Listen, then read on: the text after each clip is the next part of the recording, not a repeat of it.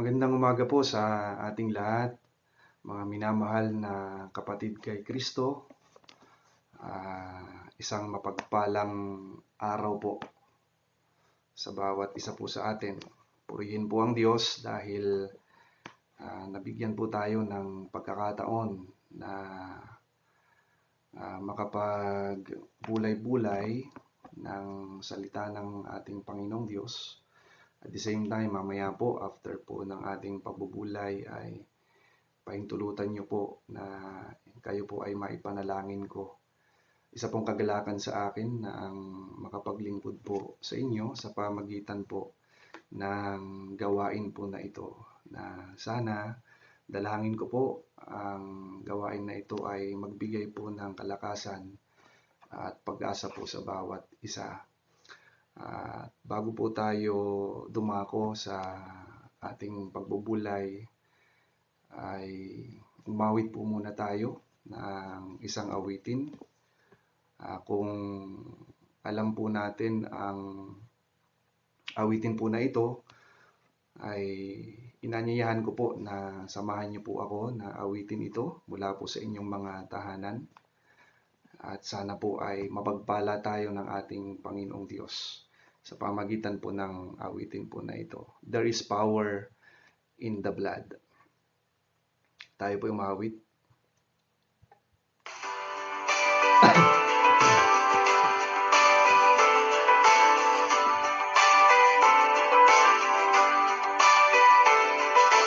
Nais mo bang maibsan ng pasan, makapangyarihan ng dugo, sa sala ay makalayang tunay, may tanging bisa ang dugo.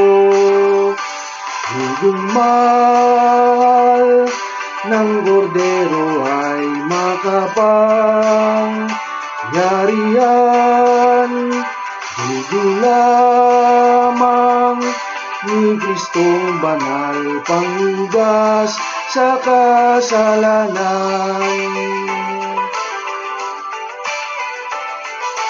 Nais mo ang lubos na tagumpay, makapangyarihan ng dugo, sa masasamang pita ng laman, may tanging bisa ang dugo.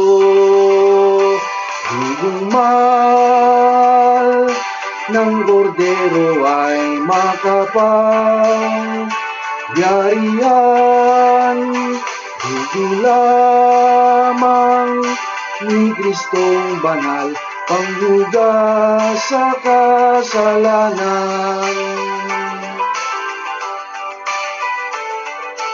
Nais mong kaluluway kuminang, makapangyarihan ng dugo, lapit sa bukal ng kabuhayan, may tanging bisa ang dugo.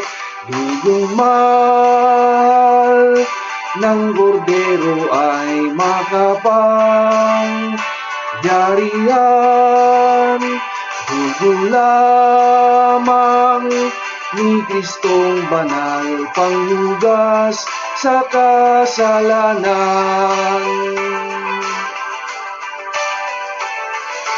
Nais mo bang maglingkod kay Jesus, makapangyarihan ng dugo, nais mong sa tuwi-tuwi na'y mapuspos, may tanging bisa ang dugo. Dugong mahal ng kordero ay makapangyarihan, dugo lamang ni Kristong banal, panghugas ng kasalanan.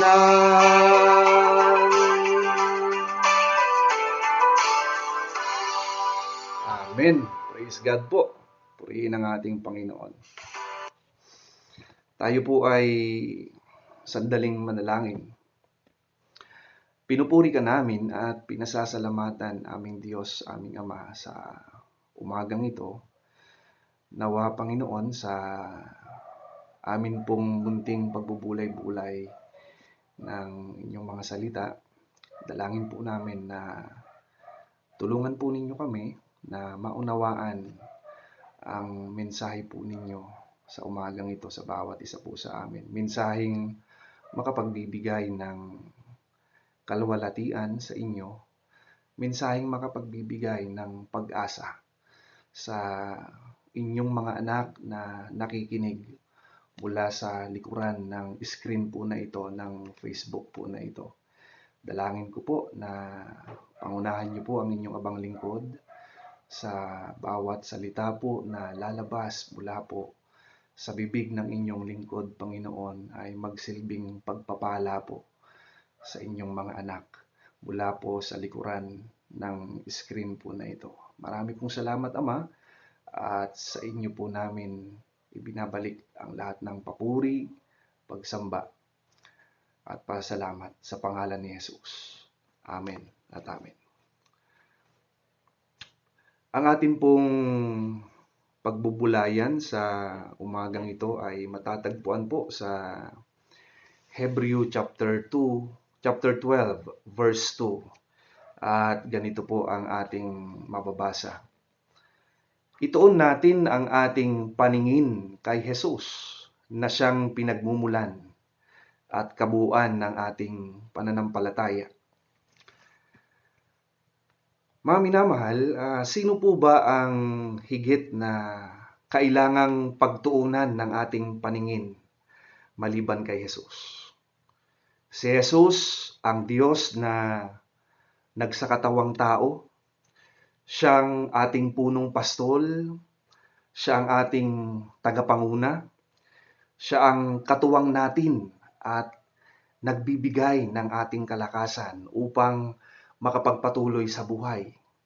Subalit sa mundong ating ginagalawan, hindi po madali ang laging nakatuon ng ating paningin sa ating Panginoong Hesus. Sapagkat ang tao po ay napaka-materialismo. Ang tao po ay madalas nakatingin sa mga bagay na hindi po kaaya-aya, mga bagay na negatibo. Katulad po ng isang bata na mahilig po siya sa mga laruan. Minsan pag isinasama po siya ng kanyang mga magulang sa, sabihin na natin, sa SM Mall, Naalala ko yung kwento ng aking asawa noong siya po ay nagtungo sa kabanatuan upang mamili ng mga kakailanganin po namin. There was a time po na nung time po na yon, kasama po niya ang aming panganay na anak na si EJ. Ayon sa kanyang kwento, ay habang naglalakad po siya sa mall, hindi po niya napansin na wala na po pala sa kanyang tabi ang aming anak na si EJ. Sapagkat ang aming si EJ po ay mahilig po siyang tumingin sa mga bagay-bagay na nasa kanyang paligid, lalo na po pag nasa mall po kami. At ang madalas po niyang tinitingnan ay mga laruan, especially po yung laruan na Lego, kasi mahilig po siya doon. Mabuti na lamang po at nahanap din po siya ng aking minamahal na asawa. Now, maraming tao po na maging sa loob ng Kristyanismo ay hindi po maalis-alis ang mga mata sa mga nakakatawag pansin at nakakaakit na mga bagay. Humahanga sila at madaling nadadala sa pagnanais ng kanilang mga puso. Marami po sa atin ang nakatuon ang ating paningin sa mga bagay na hindi po kaaya-aya, sa mga negatibong bagay na ating nakikita, nararanasan. Naisisentro ang paningin natin sa mga ito, bagamat alam natin na ito po ay lumilipas at panandalian lamang. Kaya kadalasan, Dahil sa ganung kalagayan po, marami sa atin ang nalalagay sa tinatawag na divided vision or nahati ang ating paningin. Ang kalahati ay nakatuon sa espiritual at ang kalahati naman ay nakatuon sa kamunduhan o sa mga negatibong bagay. Mga minamahal na kapatid kay Kristo, iisa lamang ang tanging daan upang mapanatili natin ang ating katapatan sa pagkakatawag ng Diyos sa atin. Ito ay ang pagsunod sa sinasabi ng ating talata na binasa po kanina ng inyong lingkod mula po sa Hebrew chapter 12 verse 2. Ang sabi, ituon natin ang ating paningin kay Jesus na siyang pinagmumulan at kabuuan ng ating pananampalataya at siya ring nagpapasakdal nito. Ito lamang at wala nang iba. Magpasya po tayo na palaging ituon ang ating paningin at bigyan ng kasiyahan at kaluwalhatian ng ating Panginoong Hesus. Maaaring kaya tayo madaling manlumo at mukhang talunan ang marami sa atin ay sa dahilang hindi kay Jesus nakatuon ang ating mga paningin. Maaaring kaya tayo madaling matakot, mangamba at mag-alinlangan sapagkat ang dahilan ay hindi kay Jesus nakatuon ang ating mga mata. Bilang mananampalataya, napakahalagang tayo po ay laging nakatingin kay Jesus na siyang pinagmumulan ng ating kaligtasan at buhay. Lalo na po sa mga panahong ito na sinusubok ng buhay ang ating pananampalataya at pag-asa. Sa panahong ito kung saan tayong mga tagasunod ng ating Panginoong Hesus ay dumadaan sa matinding pagsubok ng buhay. Ito ay ang pagharap natin sa tinatawag na sakit na COVID-19. Marami po tayong nababalitaang hindi maganda sa ating paligid. Maging sa balita, sa TV, o di naman kaya sa social media, ilang beses na po tayong nakakabalita o nakakarinig na may mga kapwa po tayo na naidaragdag sa tinatawag nating person under monitoring or person under investigation.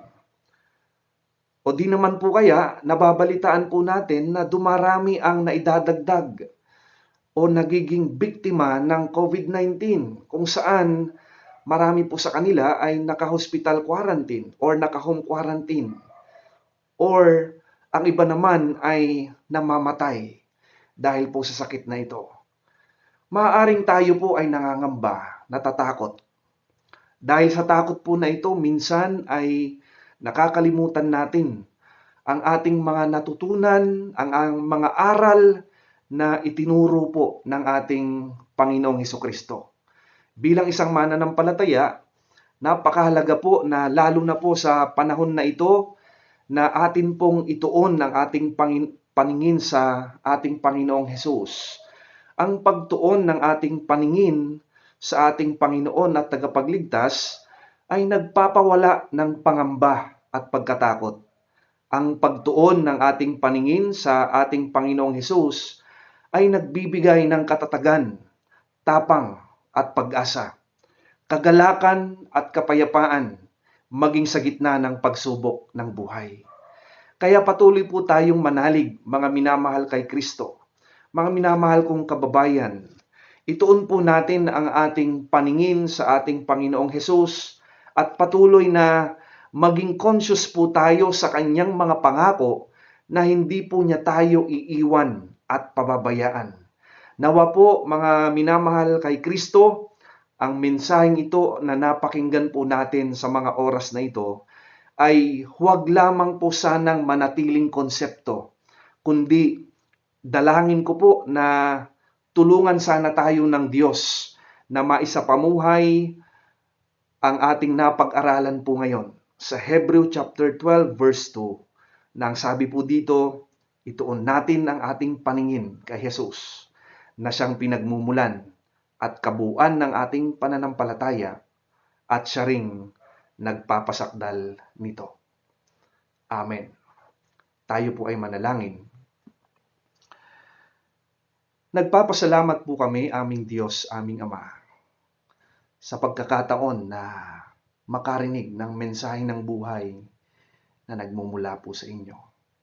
Maraming salamat din po sa pagkakataon na inyo pong ibinigay sa inyong abang lingkod na makapaglingkod, Panginoon, sa aking mga kapatiran mula po sa likuran ng screen po na ito. Dalangin ko po, Ama, na yung amin pong napagbulay-bulayan na inyong mga salita sa umagang ito ay patuloy, Ama, na makapagbigay ng kalakasan at pag-asa po sa amin. Tulungan niyo po kami na wag lamang pong manatiling konsepto yung aral na amin pong natutunan sa oras po na ito, kundi tulungan niyo po kami na amin po itong maisapamuhay.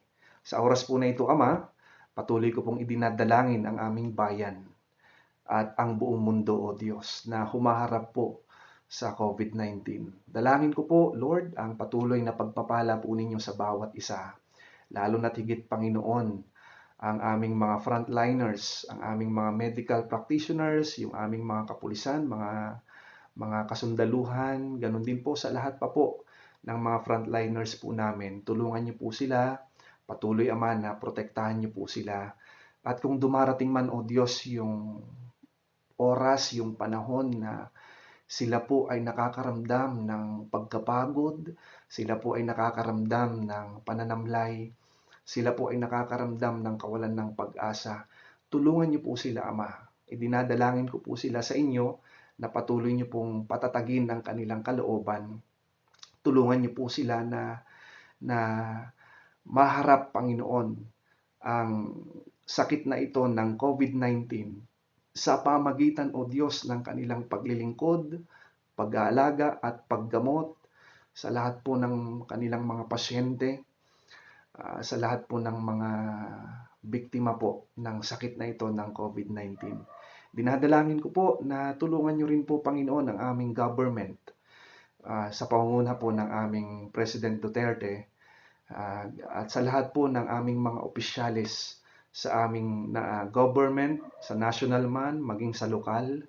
Nawa, bigyan niyo po sila ng sapat na karunungan na nagmumula po sa inyo upang patuloy na mapangunahan ang aming minamahal na bayan na naayon po sa inyong dakilang kalooban. Pagpalain niyo po ang bawat isa po sa amin, maging sa mga kababayan po namin na nasa kanilang mga tahanan sa mga oras po na ito. Dahil po sa lockdown po, O Diyos, ay patuloy po silang nananatili sa kanilang mga tahanan. Pagpalain niyo po sila, huwag niyo po silang pabayaan. Ipagkaloob niyo po, Ama, ang kanilang mga pangangailangan, lalo na't higit ang karunungan na nagmumula po sa inyo, na patuloy po nilang makita ang inyong dakilang kalooban, hindi lamang po sa mga panahon na may mga magagandang bagay na nangyayari, kundi maging sa mga panahon na may mga pagsubok ng buhay. Dinadalangin ko po sila sa inyo, Ama, na patuloy, Lord, na bigyan niyo po sila ng kalakasan sa kanilang kalooban upang mapagtagumpayan ang bawat hamon ng buhay, lalo na't higit, O Diyos, ang kinakaharap po ng bawat isa ang COVID-19 po na ito. Lord, kayo nga po, Panginoon, ang patuloy na manahan sa buhay ng bawat isa po sa amin. Samahan niyo po kami, samahan niyo po ang aming bayan, samahan niyo po ang mundong aming ginagalawan. Kayo po ang aming maging katuwang sa laban po na ito, sapagkat alam namin, Lord, na kapag ang aming mga buhay, ang aming mga puso ay palaging conscious po sa inyo, sa inyong grace, sa inyong love, sa inyong mga promises, alam namin, Lord, na amin pong mapagtatagumpayan ang hamon na ito ng buhay. Maraming salamat po, Ama, sa pagkakataon na ito at ibinabalik namin ang lahat ng papuri, pagsamba at pasasalamat po sa inyo. Sa pangalan ni Jesus na aming Panginoon at siya naming tagapagligtas. Amen at amen. Mga minamahal kay Kristo, maraming salamat po sa pagsama po ninyo sa akin sa pagbubulay po na ito at sa pananalangin. Nawa ay napagpala po kayo sa umagang ito at patuloy po kayong pagpalain ng ating Panginoong Diyos. Patuloy po nating sundin ang sinasabi ng ating pamahalaan na patuloy na manatili po tayo sa ating mga tahanan upang maiwasan po na ang mga problema, lalo na po sa pagharap po natin sa COVID-19. Sana po tulungan po tayo ng ating Panginoon at manatili po tayong ligtas at tibayan po natin ang ating kalooban. Patuloy po nating ituon ang ating paningin sa ating Panginoong Hesus na ating tagapagligtas. God bless po sa ating lahat. God bless po sa ating lahat.